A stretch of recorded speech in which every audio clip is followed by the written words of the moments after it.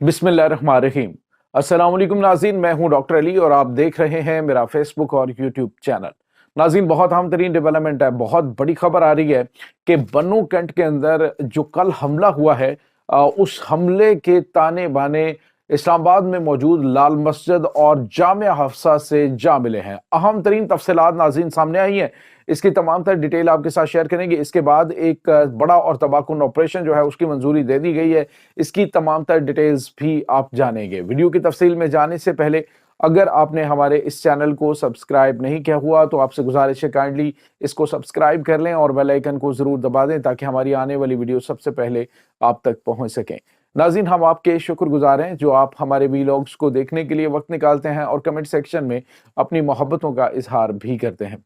नाज़रीन, इस वक्त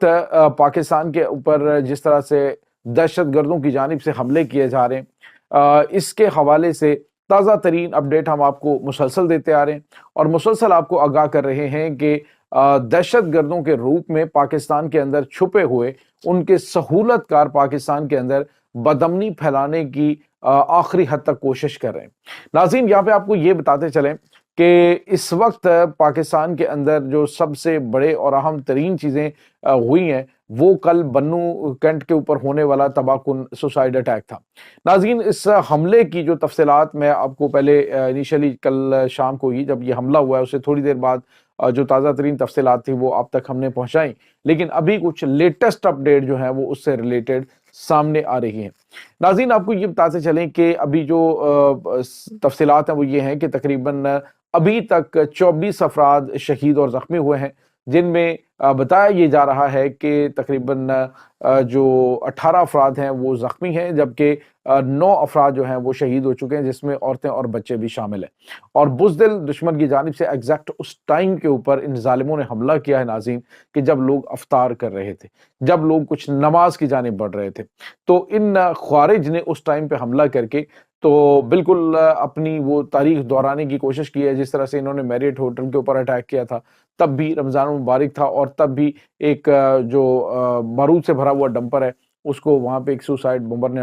जो है उड़ाया था। तो उस वक्त भी लोग जो है वो इफ्तार कर रहे थे जिस वक्त ये हमला किया गया था। उसके बाद नाज़रीन, आपको ये बताते चलें कि अभी कल आपको हमने बताया था कि जो एक कानवाई के ऊपर सुसाइड अटैक एक खातून ने किया था, गवादर के अंदर उस खातून की जो फैमिली है उसने अब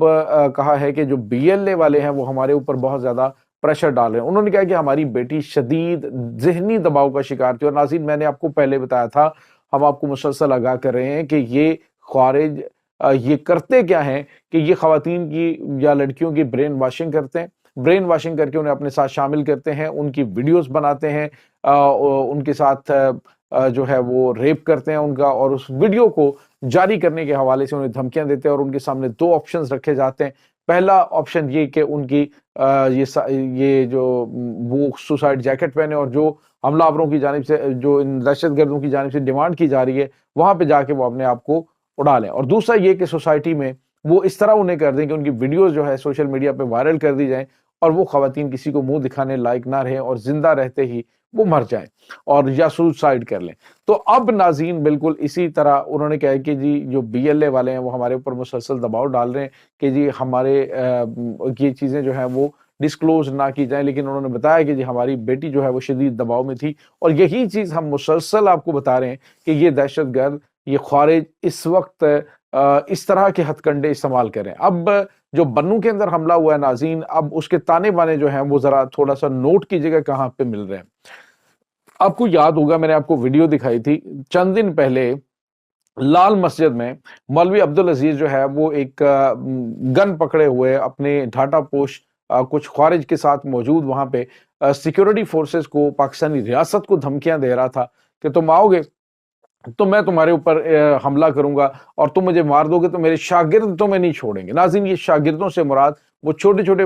जो तालिब इल्म है वो नहीं है, बल्कि इनसे मुराद वो इनके फारुग तहसील जो लोग हैं जो इस वक्त अफगानिस्तान के अंदर पाकिस्तान के खिलाफ बदअमनी और दहशतगर्दी फैलाने की कोशिश कर रहे हैं। इससे मुराद उनकी वो थी कि मेरे शागिर्द आपको नहीं छोड़ेंगे। अब नाज़रीन हुआ यह है कि अभी जामिया हफ्सा और लाल मस्जिद वाला मामला चल रहा है। लाल मस्जिद वाले मामले में मैंने आपको नाज़रीन बताया था कि सिक्योरिटी फोर्सेस ने تب بھی یہ ریاست کی بہت بڑی کمزوری ہے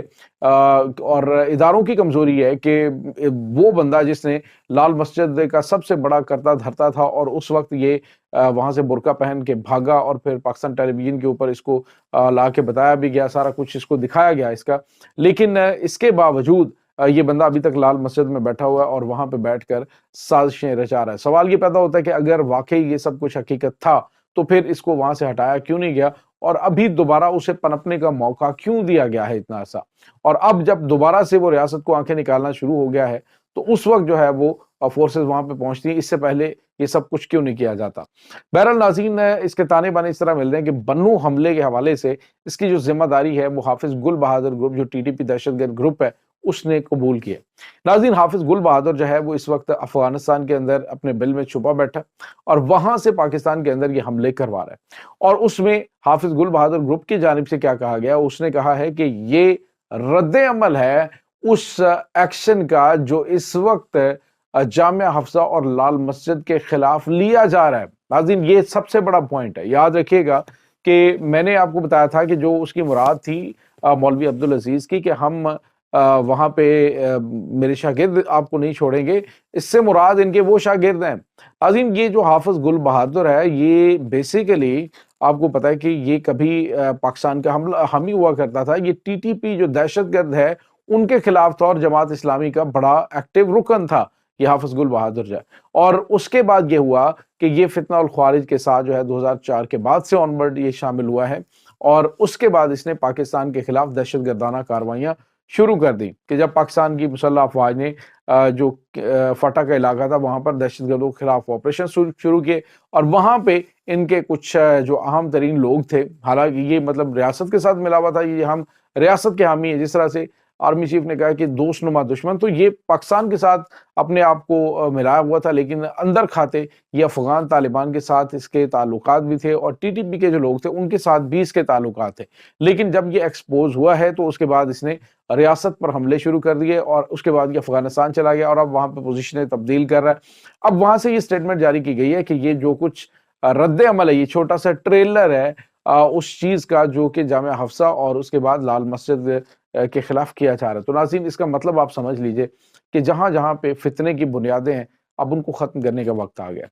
اس وقت سخت ترین ایکشن لینے کی ضرورت ہے۔ ریاست اپنے آپ کو نہ کمزور کرے اور نہ کمزور سمجھے، پوری پاکستانی قوم جو ہے وہ فورسز کے ساتھ کھڑی ہیں اس معاملے کے اوپر۔ اب دیکھیے، آپ اندازہ لگائیں کہ وہاں پہ جو لوگ شہید ہوئے ہیں ان کی ابھی تفصیلات جاری نہیں کی گئی کہ کتنے اس میں سیکیورٹی فورسز کے لوگ ہیں اور کتنے سویلین ہیں، لیکن زیادہ تعداد سویلین کی ہے کہ حساس ترین علاقے کے اندر دہشت گردوں کا پہنچ جانا یہ بہت بڑا سوالیہ نشان ہے، اور وہاں پہ جا کے حملہ آور ہو جانا یہ اس سے بھی بڑا سوالیہ نشان ہے۔ اب بس سیکیورٹی فورسز جو ہیں ان کو اس بارے میں کافی سخت ترین اقدامات کرنے ہوں گے۔ ناظرین، آپ کو یہ بتاتے چلیں کہ جب سے یہ چیزیں سامنے آئی ہیں یوں لگ رہا ہے کہ ایک بڑا ہی تباہ کن آپریشن اب اندرون خانہ، اور خاص طور پہ یہ لال مسجد کے اندر جو لوگ چھپ کر وہاں پہ ریاست کو دھمکیاں دے رہے ہیں وہاں پہ بھی کلین سویپ کرنے کی ضرورت ہے۔ اور ناظرین، وہاں سے اب